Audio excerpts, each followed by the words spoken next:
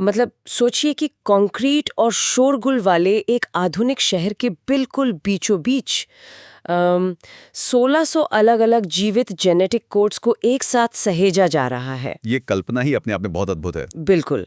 आज की हमारी इस विस्तृत चर्चा का विषय यही जगह है।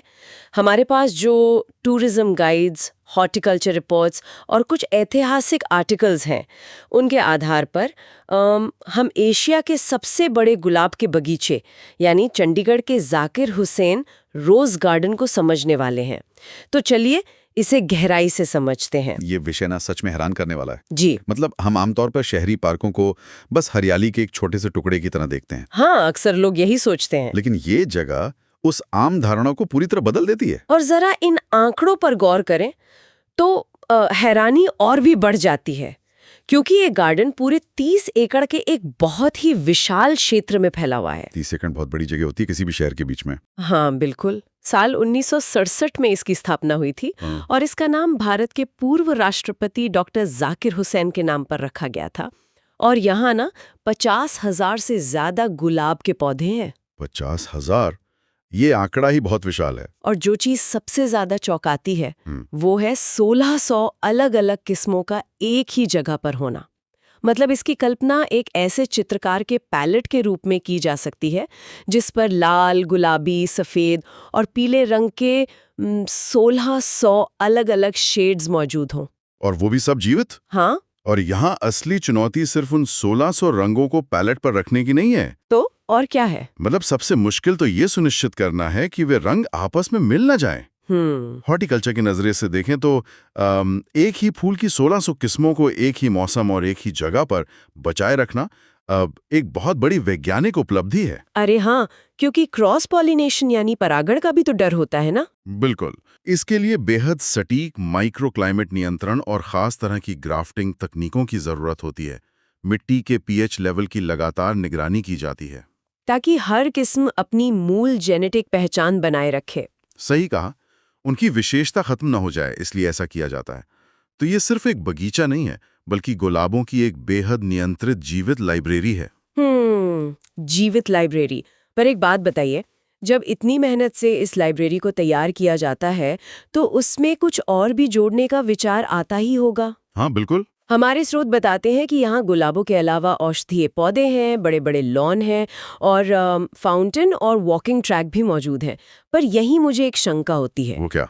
मतलब जब कोई इंसान 50,000 खिले हुए और रंग बिरंगे गुलाबों के बीच खड़ा हो तो क्या उसका ध्यान सच में किसी औषधीय पौधे या वॉकिंग ट्रैक पर जाएगा? ये सब थोड़ा अनावश्यक और ध्यान भटकाने वाला नहीं लगता? सतह पर देखने में ये अजीब लग सकता है, लेकिन अगर इसके पीछे के वैज्ञानिक और मनोवैज्ञानिक कारण को समझे ना, तो ये बहुत जरूरी है। अच्छा, वो कैसे? देखिए, अगर वहां सिर्फ गुलाबी गुलाब होते तो वो आंखों के लिए बहुत ज्यादा उत्तेजक अनुभव बन जाता। लोग आते, कुछ तस्वीरें लेते और जल्दी थक कर चले जाते। मतलब वो जगह सिर्फ एक खूबसूरत बैकड्रॉप बनकर रह जाती। एग्जैक्टली। लेकिन फाउंटेन के पानी गिरने की जो लगातार आवाज है वो शहर के ट्रैफिक के शोर को काटती है, और जो चौड़े खाली लॉन है वो आंखों को उस विजुअल ओवरलोड से आराम देते हैं। और शायद औषधीय पौधों की महक भी कुछ अलग ही असर डालती होगी। हाँ, उनकी भीनी सी महक उस अनुभव में एक नया आयाम जोड़ती है।